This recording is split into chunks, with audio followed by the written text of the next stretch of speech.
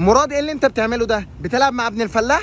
الفلاح ده يا هانم بكره يبقى اغنى منك، خليكي فاكره الدنيا دواره. عندك حق، الدنيا دواره، ما تلعبش معاه تاني، اللي هيتحرك هضرب في المليان.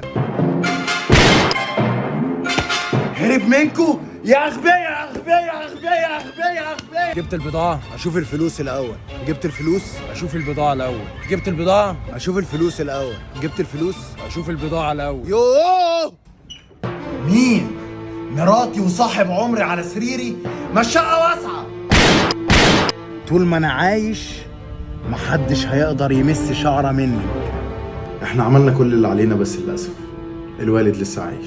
أنت اتجننت؟ بالعكس، أنا عقلت. عايز اعرف مين اللي ورا كل ده. انا. طب انا وراك. يلا خش بسرعة، جوزي سافر.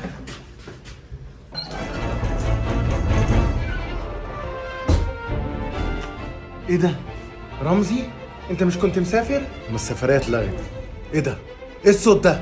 انت مشغله التكييف؟ لا والله ده حسن صاحبك. رد عليا، مشغله التكييف ولا لا؟ تاخد كام يا شاطر وتبعد عن بنتي؟ 1,000,000 جنيه. لا خليك جنبها. كفاره خروجك من السجن يا معلم. انا هسهرك في احلى كباريه النهارده. ما عرفتش فين مراتي؟ ما انا قلت لك هسهرك في احلى كباريه النهارده. رمزي انا عايز اعترف لك بحاجة. انا حامل. ايه؟ يعني انا هبقى اب؟ طب هقوم احضر لك الاكل. لا اكل انت مش هتعملي اي حاجه النهارده، انا اللي هعمل كل حاجه. طب هدخل حمام، انا اللي هعمل كل حاجه. خد اشرب الشاي ده انا اعمله لك بنفسي. على فكرة الشاي اللي انت بتشربه ده فيه سم. شكلك مش عارف انا مين. دي بطاقتي. اللي في بطنك ده لازم ينزل، لو ما نزلش انا هنزله بطريقتي.